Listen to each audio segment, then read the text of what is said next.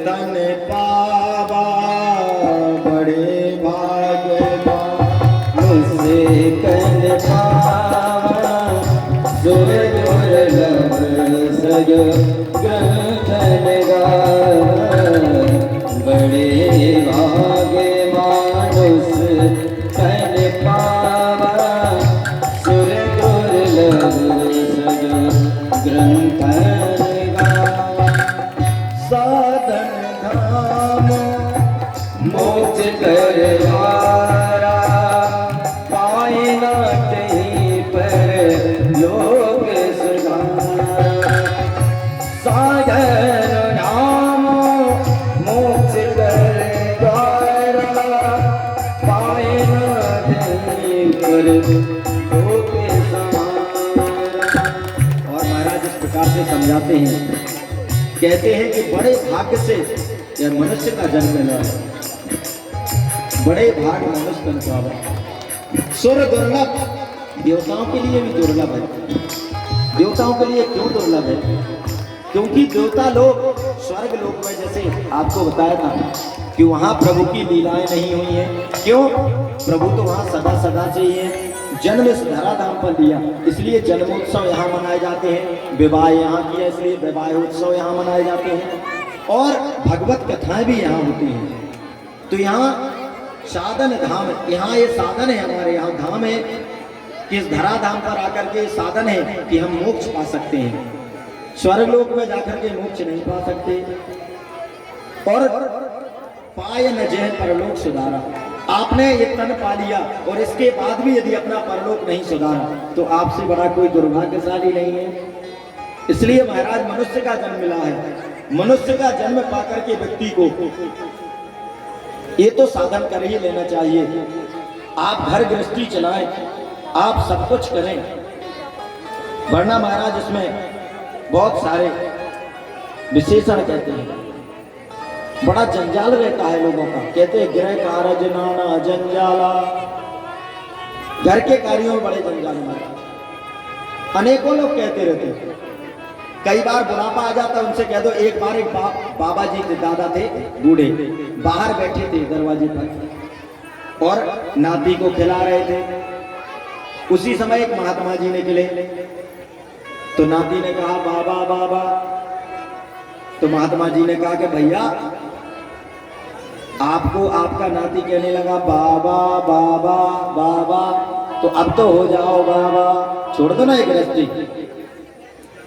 तो वो जो दादा नाती को खिला रहे थे कह रहे महाराज हम सोच तो रहे थे, ये रोज कहता है बाबा बाबा, हमने भी सोचा आप ही की तरह हो जाए बाबा, लेकिन अभी 2 दिन पहले बिटिया का बेटा आ गया और उसको हमने खिलाया तो कह रहा था नाना नाना।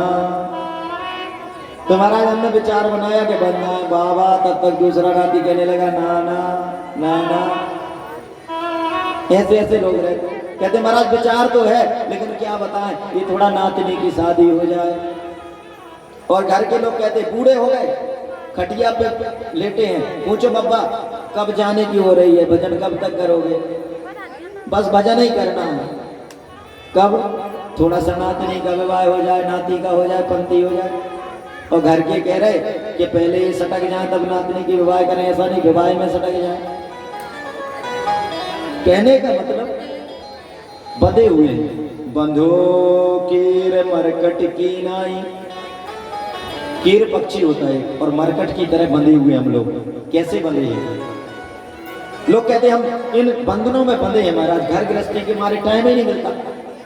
आपकी बात छोड़ दो, आप तो भगवान का भजन करने लगे, कथा भी करने लगे। महाराज हमें कहाँ टाइम है, बहुत घर गृहस्थी का काम है। भैया हम फक्कड़ फकीर बाबा नहीं है, तुम्हारे भी परिवार है तो अपने भी है, फिर समय कहाँ से मिलता? क्योंकि आप लोग बंधे हो कीर और मरकट की नाई। कीर मरकट कैसे बनता? कीर एक पक्षी होता, शिकारी क्या करता है महाराज, एक रस्सी बांधी, उसमें एक पाइप डाल दिया गोल रस्सी में, पक्षी आया उस पर वैसे पंजे लगाए, पकड़ा कि वो पाइप घूम जाता है, बीच में डला है, पाइप घूमा तो उल्टा लटक गया। अब वो सोचता पाइप ने मेरे पंजे पकड़ रखे हैं, वो पाइप को छोड़ता नहीं, वो लटका रहता है। अब पाइप ने पकड़ रखा है कि पक्षी ने पकड़ रखा है पाइप को, बोलो। एक बंदर गया एक दिन, एक ने चने रख दिए घड़े में, उसने देखा अरे चने हैं, तो दोनों हाथ डाले, मुट्ठियां भर ली, अब निकाले, घड़े में फंस गए, चिल्लाने लगा जोर जोर से, क्या हो गया, ये पकड़ लिए मेरे हाथ। अब हाथ पकड़े हैं कि मुट्ठियां भरी हैं, मुट्ठियां खोल दे तो हाथ निकल आएंगे, मुट्ठियां नहीं छोड़ रहा। ऐसे ही मनुष्य की हालत है महाराज, कि माया के बंधनों में पड़े हुए हैं, कहीं कोई बंधन नहीं। एक व्यक्ति के पास बहुत सारे ऊंट थे, ऊंट क्या, एक के पास गधे भी थे ऐसे।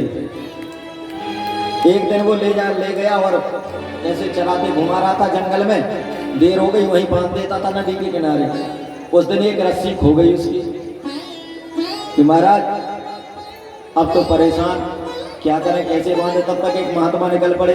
महात्मा जी बोले क्यों परेशान हो रहा, बोले महाराज रस्सी नहीं है, इसको कैसे बांधे। अरे बोले जैसे रोज बांधता था वैसे ही बांध दे।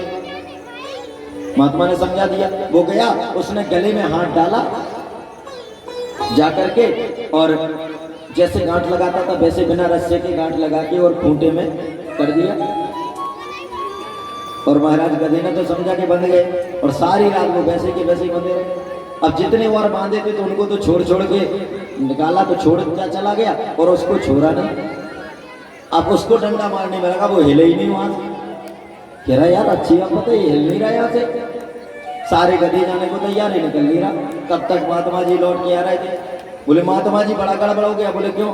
बोले रात को वो बंद नहीं रहा था, रास्ता नहीं था, और वो वहां से हट नहीं रहा, बहुत डंडे मारे। महात्मा जी का जैसे बांधा था वैसे ही छोड़ दे,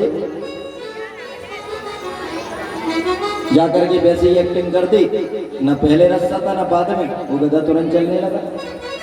ऐसी ही कुछ हालत इंसानों की है। कहते महाराज ये घर गृहस्थी ने हमें पकड़ रखा है। एक महात्मा जी से पूछा शिष्यों ने, महाराज हमें इस माया बंधनों से मुक्त कर दो। वो बैठे थे जब कर रहे थे, महाराज हमें इस बंधनों से मुक्त कर दो। वो फिर नहीं बोले, तुम्हारा कहा महाराज हमें मुक्त कर दो।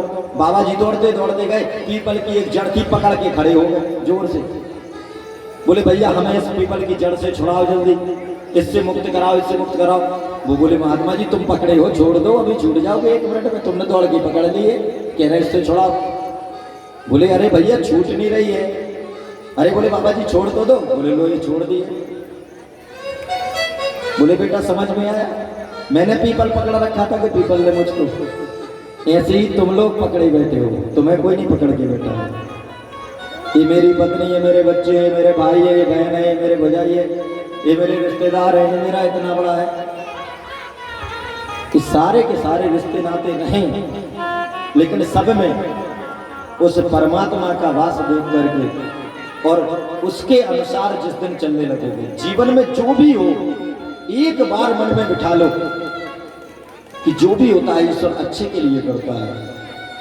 सुख आए दुख आए जो भी आए, सारी स्थितियों में सम रहने की आदत बना लो, उसके भरोसे रहना शुरू कर दो,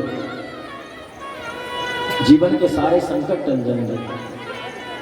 जो उसके भरोसे रहते हैं परमात्मा उसकी सदैव मदद करते हैं, और जिन्हें उनका भरोसा नहीं होता वो दर दर भटकते हैं। इसलिए महाराज बताया कि इस प्रकार से हमें इस मनुष्य का जन्म पाकर के और हमें इस तरीके से नहीं भटकना है। तो महाराज मेरी प्राप्ति के अनेक मार्ग हैं, मार्गों के विषय में बताते हैं। कोई योग से, कोई सांख्य से, कोई स्वाध्याय से, कोई तप से, त्याग से, कोई दान से प्राप्त करना चाहता है, कोई तीर्थों की उपासना से प्राप्त करना चाहता है, करते हैं। लेकिन जितनी सुलभता से सत्संग से मेरी प्राप्ति हो जाती है, कहते बिन सत्संग विवेक न हो, और बिन हरि कृपा मिले नहीं संता। बिना हरि की कृपा के संत नहीं मिलते हैं, और बिना सत्संग के विवेक जागृत नहीं होता। आप कितनी भी साइंस टेक्नोलॉजी कुछ भी पढ़ लें, लेकिन यदि आपने सत्संग नहीं किया तो आपको कभी